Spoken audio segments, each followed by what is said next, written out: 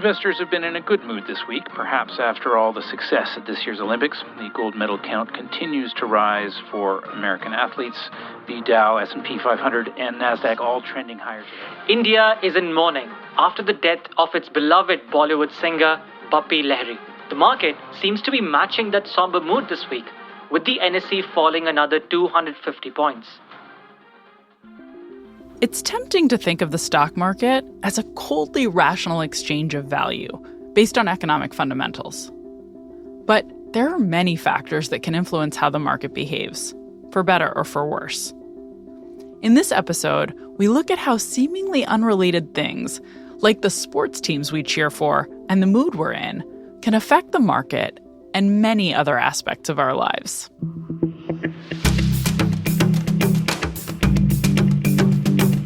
I'm Dr. Katy Milkman, and this is Choiceology, an original podcast from Charles Schwab. It's a show about the psychology and economics behind our decisions. We bring you true stories involving life-changing moments, and then we explore how they relate to the latest research in behavioral science. We do it all to help you make better judgments and avoid costly mistakes.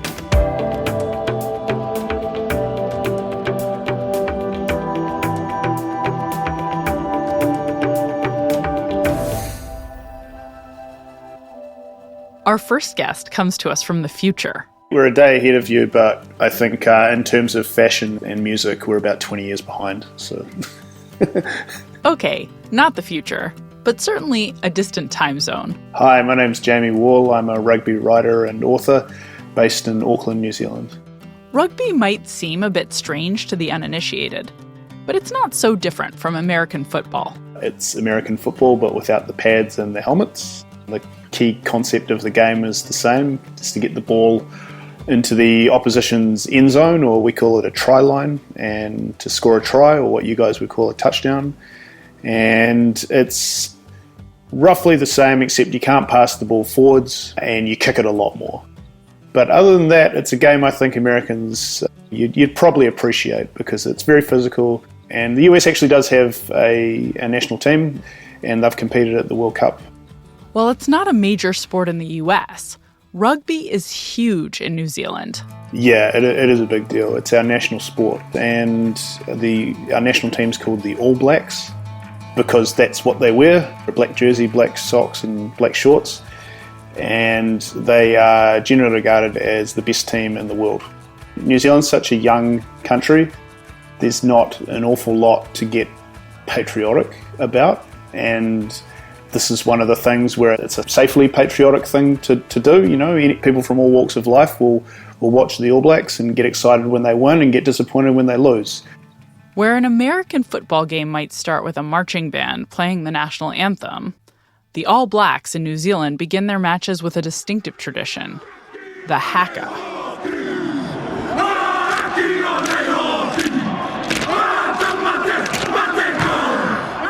Every time they play, the All Blacks perform a haka. It's a cultural challenge. It's often called a war dance, but that's not the right way of explaining it. It's a Māori challenge, Māori being the indigenous people of New Zealand. And it's literally a performative dance that involves a lot of slapping of the thighs and slapping of the chest. It appears to be quite aggressive, but what it's really doing is showing your opposition, we're up for this challenge that you've brought to us, and it's a really important part of our culture here in New Zealand. A rugby game is a boisterous affair, but different in its sounds and sights and smells than, say, soccer or football. If you ever get hot chips like French fries, right, like we have them, we cut them quite thick in New Zealand and boil them and, I deep fry them. And to me, that's what rugby smells like. There's a smell of that and ketchup on it. That's kind of what the stands smell like, that and beer as well. And if you're at a club game where you're right up next to the field, you can smell the mud and you can hear the slap of guys colliding with one another, and a lot of foul language if you're close enough to the pitch to hear the action. When I was a kid, I remember really clearly walking into the old ground in my old hometown in Wellington and sitting there and watching a guy just make a break and score a try, and the crowd just went up, and I'd never heard anything like that before, and it just gave me just this amazing lift. And I thought, like, man, this is where I want to be. This is home for me right here amongst these people. Now that you have a sense of how Jamie Wall and many other New Zealanders feel about rugby, I want to take you to an important event, the 2011 Rugby World Cup. The tournament happens every 4 years. The last time the All Blacks had won it all was in 1987.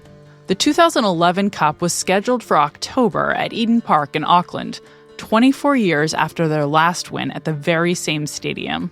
This was a real point of contention for New Zealanders because, this is the one thing we're supposed to be the best at, and yet we weren't officially the best at it. And it seemed like every time the All Blacks would go to the World Cup and lose, it would get harder and harder to accept. And so when 2011 rolled around, we were hosting it. We had a very good team, very good captain, very good coach. And everyone thought, like, we have to win it this year. It's all stacked in our favour. So there was a lot of expectation on the team. Hosting the Rugby World Cup was a massive undertaking. It's the third largest sporting event in the world, with an expected 85,000 visitors arriving in the country and millions of television viewers worldwide. It also happened to coincide with the end of Prime Minister John Key's first term in office.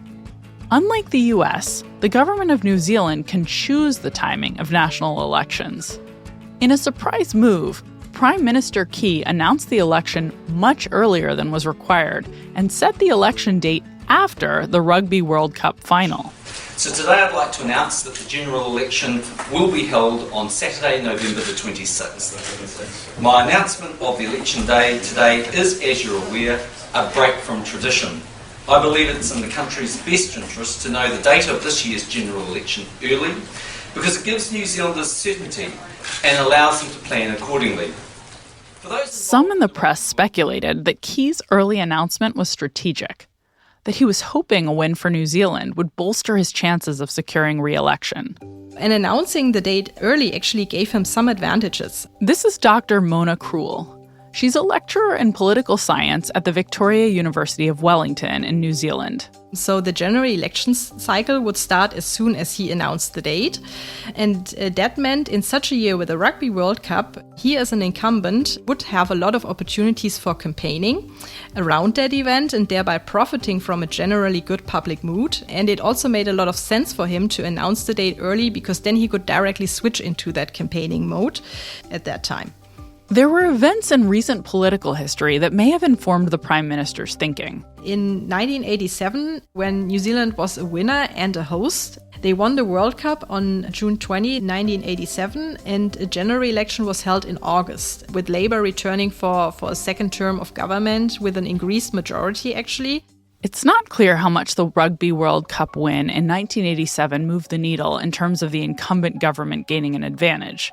But there is some evidence that we'll cover in more detail later to suggest that losing the World Cup right before an election can have an effect on how some people vote. In the 1999 election, there it might have put the final nail into the coffin for the national government. It was not helpful for the government that New Zealand has been knocked out of the Rugby World Cup. So it may be a coincidence that the World Cup win was followed by an incumbent winning an election in 1987, and that a loss in the World Cup was followed by an incumbent losing an election in 1999. But maybe not. Let's return to 2011. Here's Jamie Wall. Going into the World Cup, the results have been pretty good, and the squad was healthy, and guys were peaking at the right time, if you know what I mean.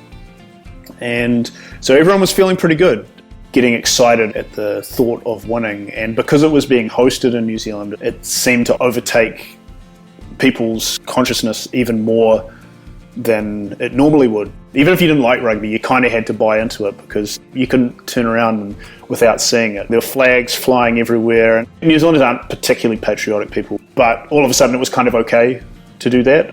And then all of a sudden it got to the point where the game started to count, the knockout stages of a tournament.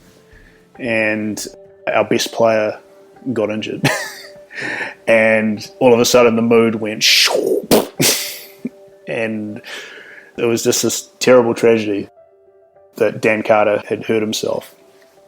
He was playing in a position that if you watch football, it's the same as being a quarterback. basically. So he's our most important player, and he hurt himself, and all of a sudden that meant that we weren't looking as steady as we were before. So it was a real roller coaster as we went along. Despite injuries on the team, the All Blacks played well during the tournament. They were unbeaten going into the final against France on October 23, 2011. The Eden Park Stadium was filled to capacity. Tickets were scarce and offered through a lottery, and Jamie missed out. So a TV screen would have to suffice. We found a big bar down on the waterfront to watch, and we actually snuck in the back and managed to get some good seats. And it was just walled, like everybody was rammed in there really close. I think the game kicked off at 9 o'clock, and we had to get in there at like 3 o'clock, so we had to sit there for 6 hours before the kickoff started. We were up against France, who are a notoriously unpredictable team. They were a team that had a history of upsetting the All Blacks in key games like this. So at the back of everyone's minds was like, oh no, they might do that again. If there's one team that we kind of can't rule out beating us, it's France. They'd beaten us in 2 previous World Cup knockout games, so it was pretty tense. As the game got underway, it became clear that the teams were well matched. The All Blacks were leading 5-0 in the first half. This is a low score compared to a typical match. Usually in a rugby game, you score about 20 or 30 points. Generally, it's about the same as an American football game. So to have only scored 5 at that time, or 1 touchdown at that point, was a bit of a surprise. And so we all knew that any points we could get was going to be incredibly crucial. And what do you know, our goal kicker, who was at that point our 3rd choice goal kicker, went down injured. And there was a guy on the bench called Stephen Donald, who had last played for the All Blacks a couple of years before and had made a pretty bad error that had cost the All Blacks a game. He hasn't played a game in a few months. He's a bit out of shape, and he also has to wear a jersey that is for the guy who was supposed to be in his place, who was a lot smaller than he was. So he's wearing this tiny jersey, and as he's running on the field, he has to pull it down because his guts kind of hanging out the sides. So. And people hadn't forgotten about his mistake that he'd made before. So I remember the bar that I was in, people were like, oh no, we've lost, and banging on the tables and being like, oh no, this is terrible. Because by this stage, the mood was really, really tense, because it was like, are we only going to get through this game by only scoring 1 try? Like, we're going to have to fight right till the end. The first thing Stephen Donald had to do was a penalty shot at goal. It's kind of like a field goal, and it's worth 3 points. If he makes the shot, it means France has to score twice in order to win the game. So it's a very big kick, and it's the first thing he does.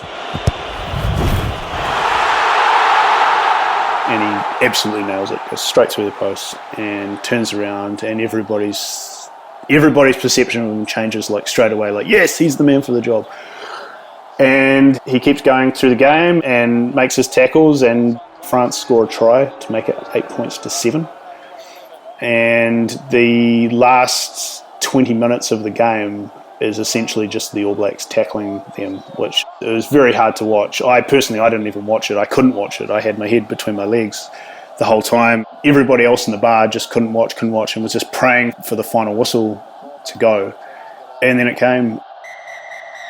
And it was unbelievable. It was just the most unbelievable feeling that I've ever had watching rugby anyway. It was incredible, and like, this guy is a hero. This guy is the king of New Zealand as far as we were concerned. There was euphoria across the country. The All Blacks had squeaked by France in what was the slimmest margin for a win in Rugby World Cup history. Prime Minister John Key must have breathed a huge sigh of relief. In a year that had also seen a devastating earthquake rock the city of Wellington, this win for the All Blacks meant that the country was now in a jubilant mood. Yeah, it was massive because of, there was an entire generation of people that had grown up without having known the All Blacks winning the World Cup. It's the biggest prize in the sport. It only comes around every 4 years. Rugby's a big thing in New Zealand, and the All Blacks are a big thing. So when they won, everyone was in on it. You know, you go down the street, there's people driving up and down the street, beeping their horns, and it was just going all night, and all the bars were overflowing. People were just out on the street waving flags and things, and it was just a kind of a unique experience. They had a victory parade. There was a public holiday on the Monday, and so there was a huge turnout for that. That national celebration carried on in the days and weeks after the final match. The question now was, would that euphoria translate into more votes for the incumbent Prime Minister, John Key, in the November election?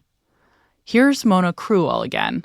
There is actually research for the US about college football and election results on all kinds of political levels, from presidential election to mayoral elections. And that actually shows that this can actually boost between 1 and 2.5%. So there is an effect. What it does in any case is usually kind of spill over on the candidate's popularity. The same research for Germany that has also shown that basically if your local football team wins, this has a positive effect. This effect has definitely been shown all around the world for sport events and elections, if they are close to each other. And of course, some elections would have taken a certain turn anyway. But yeah, at least it didn't hurt John Key in 2011. That's an important point. It didn't hurt John Key. Whereas the incumbent party lost in 1999 after a disappointing World Cup showing from New Zealand, John Key kept his job as Prime Minister after the 2011 World Cup victory, when his National Party captured approximately 48% of the vote in the election. It was the largest total for any party since New Zealand moved to proportional representation in 1996. Key's party won 60 seats in the House of Representatives and maintained the support of its coalition partners. Ladies and gentlemen, I always said it would be tight, and I was right. But what I can tell you is that for another 3 years, there will be a national-led government in New Zealand. But how much can we attribute Key's success to that of the All Blacks? More on that in a bit. Mona Krewel is a lecturer in comparative politics with a specialization in the study of elections, political parties, and public opinion at Victoria University of Wellington in New Zealand. Jamie Wall is an active rugby player and writes about the sport, including the best-selling book Brothers in Black. He's based in Auckland. I have links in the show notes and at schwab.com/podcast. It's difficult to tease out what effect the Rugby World Cup win had on New Zealand's election, because elections are affected by many variables. But there is evidence that a loss might have had a negative impact on John Key's campaign. We'll get to that in a bit. But first, what we're looking at here is how sentiment from one arena, the world of sports, for example, spills over into another. In this case, politics. We see this emotional spillover in other areas as well. A breakup of a relationship might spill into a decision at work. An unseasonably nice day might lead you to spend more money on a new car. My next guest has studied the impact of mood on stock market performance, looking at both the impact of major sports team losses on markets and national sentiment measured by the type of music we stream at a moment in time. Alex Edmans is a professor of finance at London Business School, where he focuses on corporate governance, responsible business, and behavioral finance. Hi, Alex. Thank you so much for joining me. I'm really excited to have you. Thanks so much, Katy, for the invitation. It's great to be here. Well, I'm thrilled to have the chance to talk to you about sentiment, or what most of us call mood, because I know very little about it. I'm hoping you could describe some of the fundamentals of what we know about how feeling good versus feeling bad changes people's decisions. Yeah, absolutely. Actually, what we looked at was not so much the effect on judgment, but the effect of sentiment on other outcomes. For example, there's health outcomes of sentiment, and some of these are quite unfortunate. So when England lost to Argentina in the 1988 World Cup, heart attacks shot up over the next few days. When the Montreal Canadiens are eliminated from the Stanley Cup, people commit suicide more over the next few days. And then in the US, when a team gets knocked out of the NFL playoffs, you find homicides go up. So what is surprising is that the effects of sentiment can be so large that it can lead to sometimes life or death situations.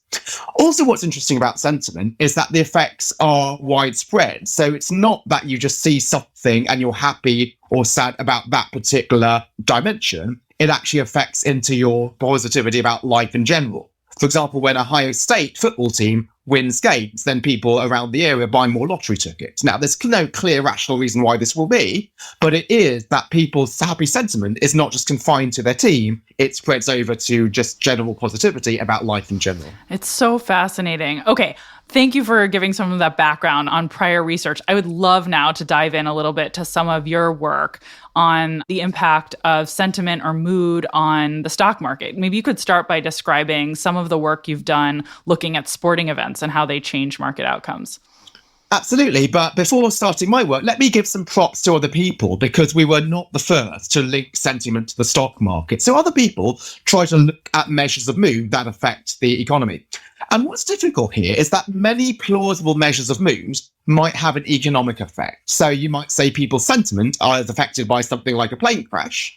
But if we found that after a plane crash, the stock market went down, people might think, well, that's just standard economics, right? After a plane crash, then people are going to be traveling less. There's effects going to be on the aviation industry. Similarly, an election, that affects sentiment, but there could be an economic impact. So the real trick here is to find a measure that shocks sentiment, but has no real economic impact.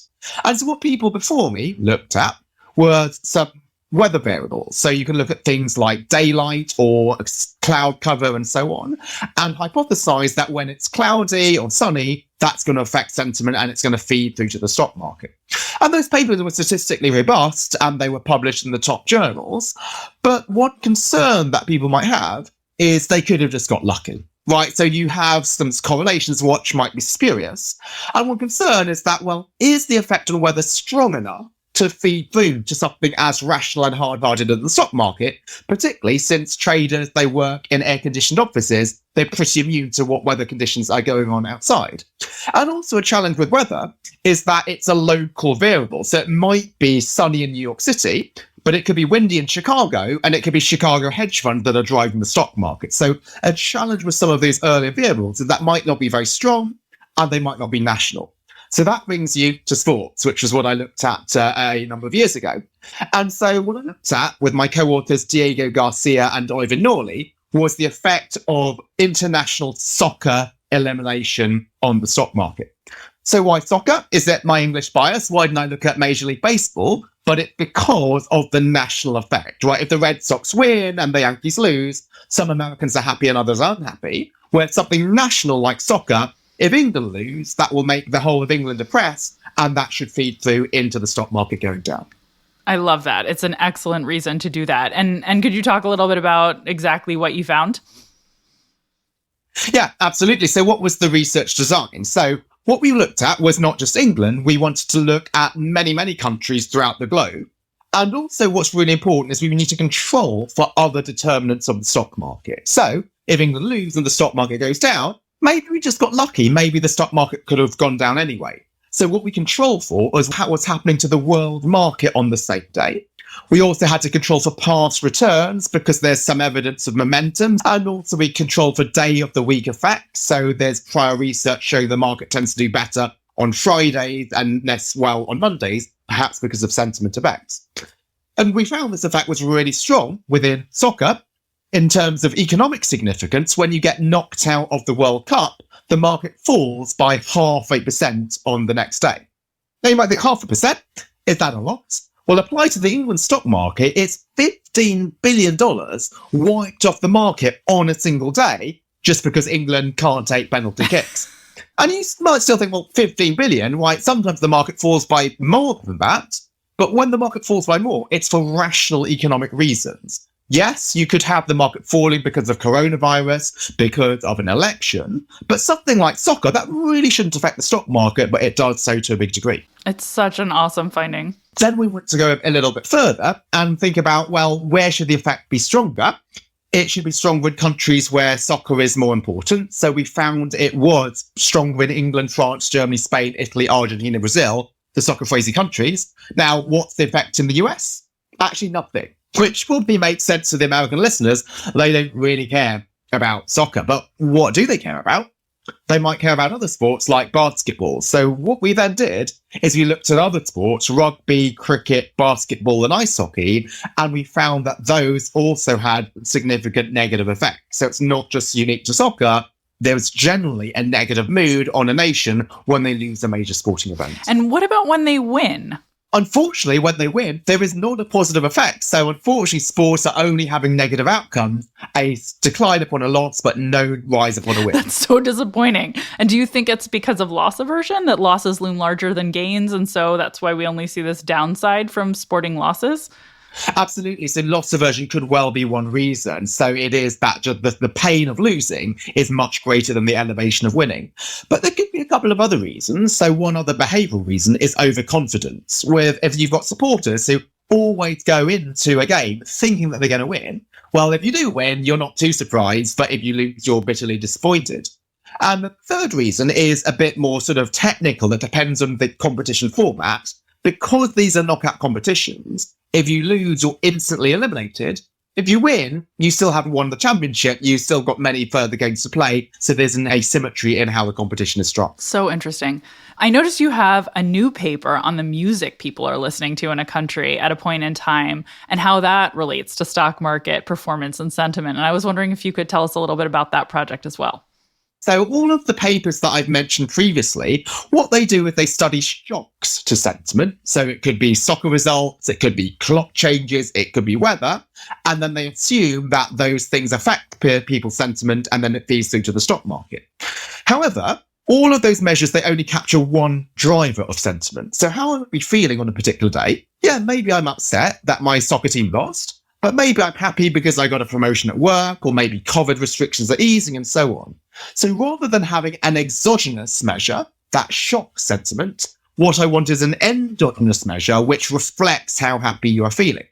Now that's pretty difficult because many of the things that your emotions will manifest you can't observe as an empiricist. So let's say if I start swearing all the time because I'm angry, hopefully that's not going to be captured by Alexa and be fed through to some system. So they can't look at something like maybe that. Maybe Google. Well, maybe in the future you might be, if there are these clever ways of getting data. You might think, well, why don't you look at consumption, right? Because if I'm happy, maybe I'm going to buy stuff. But the challenge there is that consumption is not available at high frequency. You might get it at the monthly level at best. And also it's really difficult to sign whether consumption is positive or negative. So if I'm buying alcohol, I could buy it to celebrate, or I could buy it to commiserate, so you don't know. So what we chose to look at is music. And so why is that? So there's a lot of prior research in the psychology literature documenting what's known as emotion congruity, i.e. you listen to music that just reflects how you're feeling. That's why we play happy songs at parties and sad songs at funerals. So what we thought was that you can use the positivity of the songs that you listen to as a measure that reflects how happy people are feeling.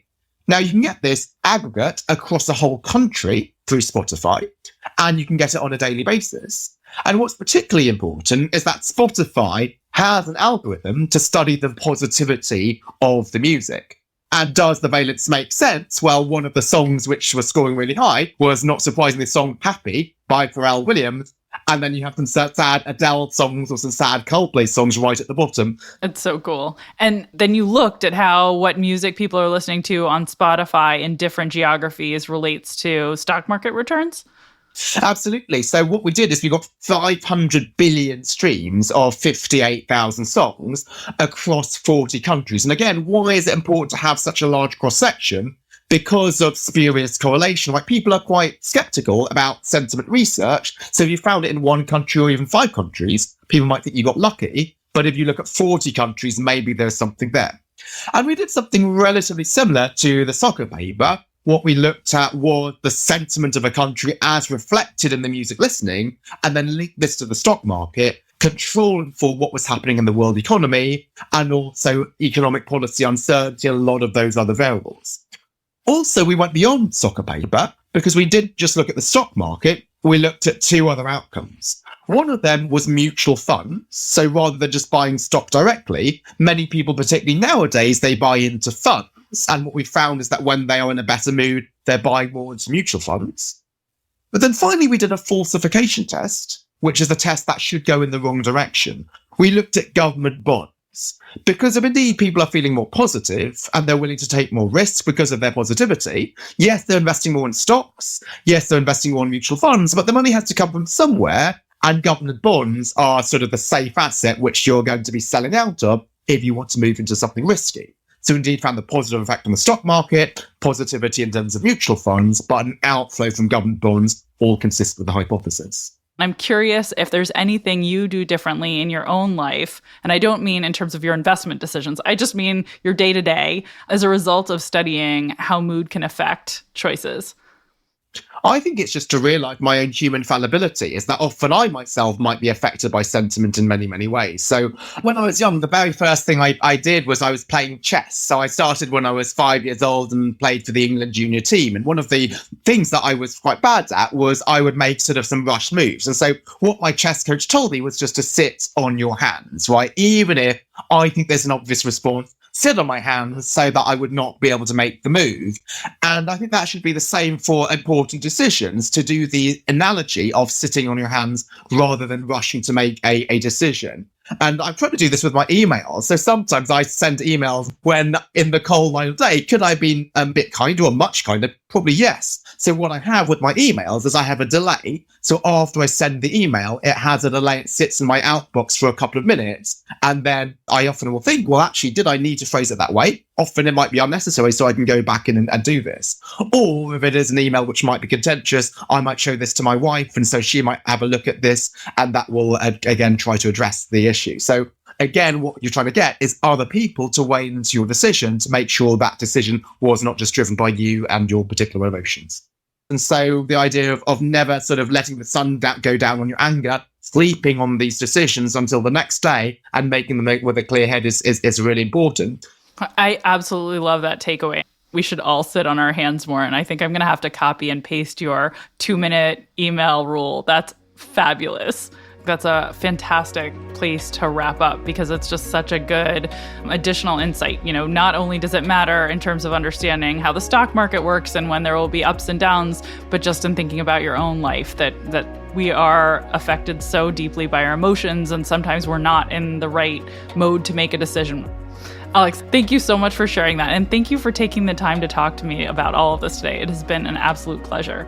Thanks so much, Katy. Really enjoyed it. Alex Edmans is a professor of finance at London Business School and the current Mercer School Memorial Professor of Business at Gresham College.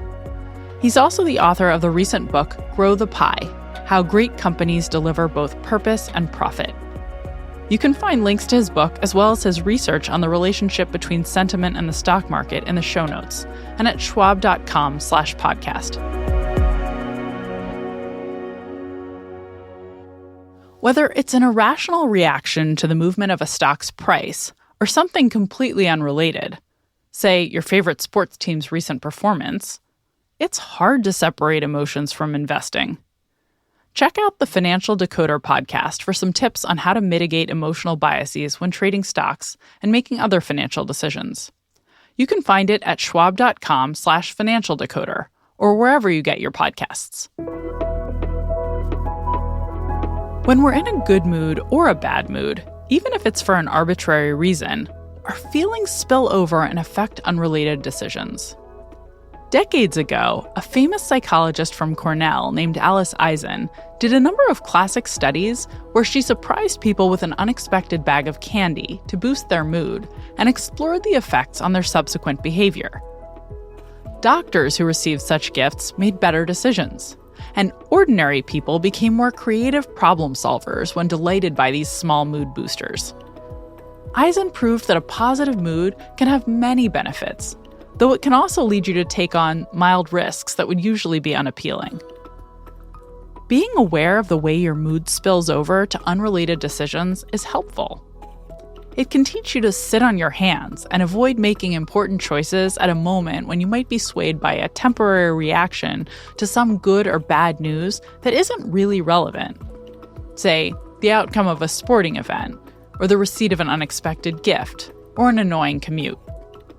In his research on music sentiment and stock returns, Alex Edmans and his collaborators found that a positive national mood, as reflected in music choices, was correlated with positive same-week stock returns.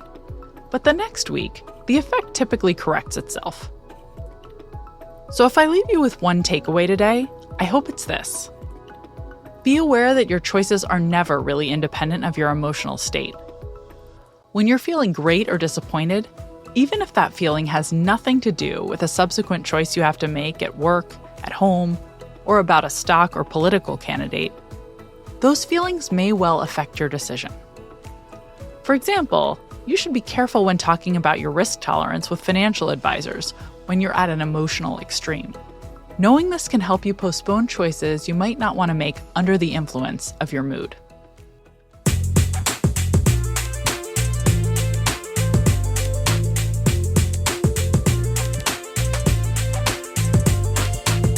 You've been listening to Choiceology, an original podcast from Charles Schwab.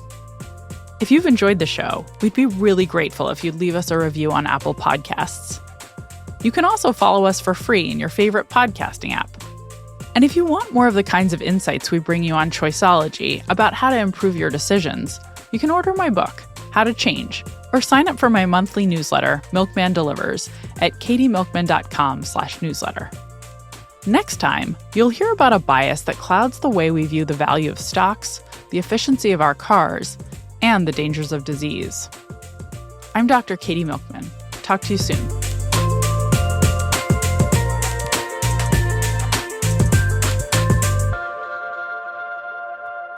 For important disclosures, see the show notes or visit schwab.com/podcast.